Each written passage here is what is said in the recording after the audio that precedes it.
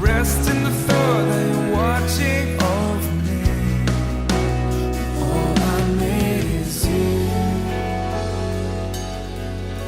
Hello, this is Dr. Benedict Sogie. I'm glad you're here watching. I'm taking a series called The Undeserved. Actually, this is from the extract of my book, The Undeserved. You might well just want to get it.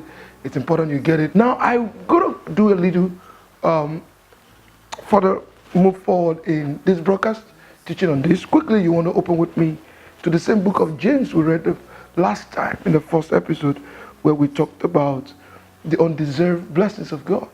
And I said, you see, there are certain things we get in life, we really don't deserve them because we were never even part of the picture to negotiate or to ask for it. Say, for instance, coming into your mother's womb, you never had the opportunity of deciding it. Say, for instance, you couldn't have decided if you should have two eyes, eyeballs, if you should have two hands. You couldn't have been able to decide if you should have two legs. I mean, there are people who don't, but does that mean God is not faithful? No. But the point is this, there are certain blessings that come to us that we don't deserve. And when we understand how this blessing comes about and how to get ourselves connected to the God behind the scene, then we can unravel the total blessings that are accompanying the undeserved blessings of God. And that's what I'm here to show you today. Now listen to me quickly. The same book of James we read, chapter 1, verse 18, he said, of his own will, begat he us with the word of truth.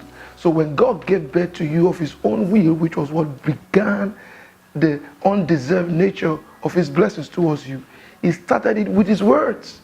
And when he began it with his words, and the Bible said something happened about it, he said, it's the word of truth. It means it's not the word of lie. So whatever God said concerning you is possible, it's true. It has nothing hidden or lying about it.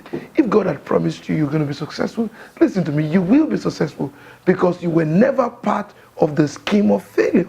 Everything that God made about you is true. Everything about it is true. Now go to the B part, James 1:18. He said that we should be a kind of first fruit of his creature. A kind of first fruit of his creature means you reign in the class of first. You are not in the class of the last. You are not at the rock bottom. No.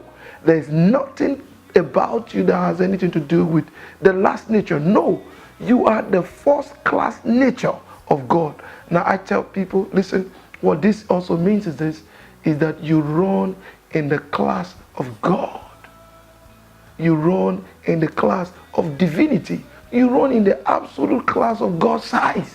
So it means you are never limited. Now, I'll show you the scripture. In the book of Psalm chapter 139 and verse 15, you just might want to start from 13. He said, for thou hast possessed my ruins, thou hast covered me in my mother's womb. These are what we call the undeserved nature, the undeserved blessings of God. God took care of you even in your mother's womb. He made sure that every part of you was articulately connected and fixed, positioned, because he's got a plan. Now look at it in verse 14. He said, I will praise thee, the psalmist saying, he said, for I am fearfully and wonderfully made. You are made in so much creative work, with so much a creative nature. God took his time fixing you up. And then what did he say? He said, made marvelous are thy works, and that my soul knoweth right well.